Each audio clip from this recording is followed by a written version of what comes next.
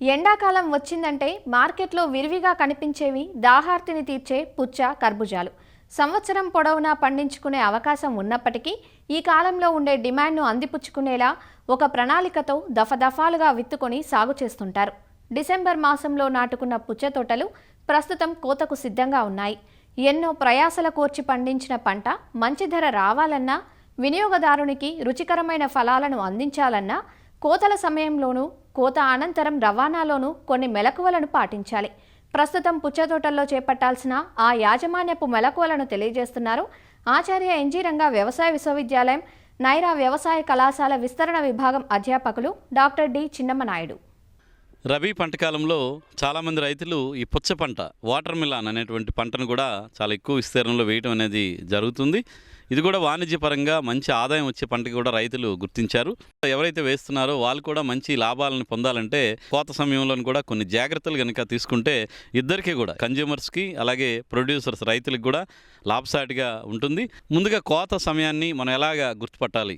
రైతులు కనుక కొన్నిసార్లు ఏమవుతుందంటే సైజు పెరిగిందని చెప్పేసి కోసిస్తుంటారు. పెద్ద సైజు వచ్చింది కాబట్టి తయారైపోయిందని కోస్తారు.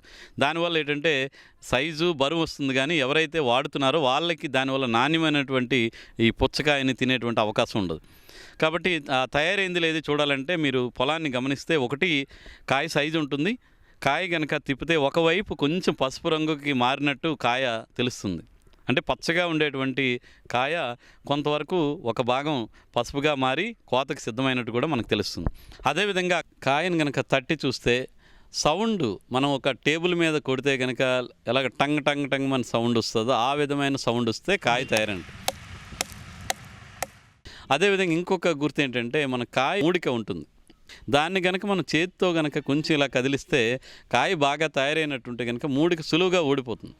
అదే కాయ తయారవకపోతే ఏమవుతుందంటే అది మూడిక వంగుతున్నట్టు అవుతుంది, కానీ ఊడి పడదు.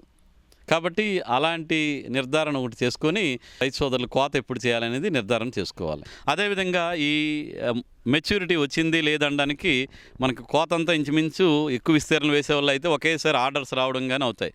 కాబట్టి కోత సమయాన్ని నిర్ణయించుకోండి. అక్కడక్కడ ర్యాండమ్గా ఒకటో రెండు కాయల్లో మనం కనుక ఒక చాకుతోని త్రిభుజాకారంగా ఒక 2-3 అంగుళాలు వచ్చే విధంగా కట్ చేసి ఆ త్రిభుజాకారాన్ని కనుక మనకి బయటకు తీసి చూస్తే అక్కడ గుజ్జు శాతము, ఎరుపుగా మారిన గుజ్జు అంతా తొక్క ఎంత ఉందని చూసుకొని ఎక్కువగా 75-80% పైబడి ఆ గుజ్జంతా కూడా ఎరుపు రంగుకి మారి ఉండాలి.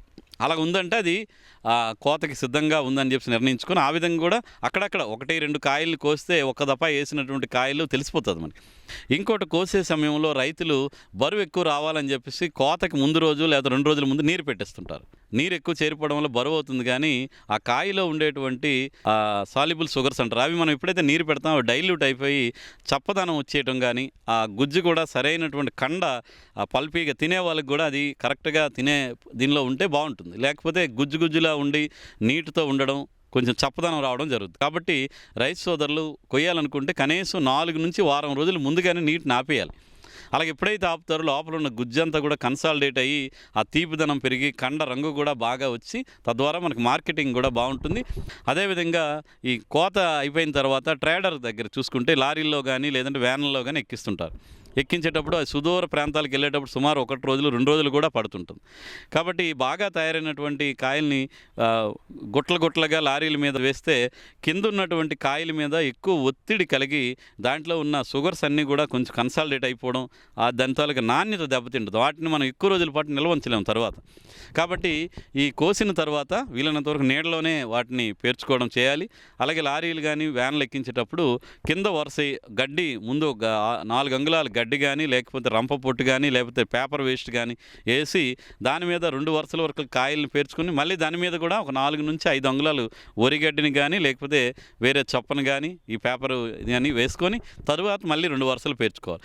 ఈ విధంగా మనం పేర్చడం వల్ల ఈ ట్రాన్స్పోర్ట్లో కలిగిన ఒత్తిడి వల్ల పండు ఈ పుచ్చకాయ పాడైపోకుండా ఉంటుంది. మరి పుచ్చ ఈ కోసే సమయంలోని ఈ జాగ్రత్తలు తీసుకుంటే కనుక నాణ్యమైన పుచ్చను మన మార్కెట్కి అందించడానికి అవకాశం ఉంటుంది.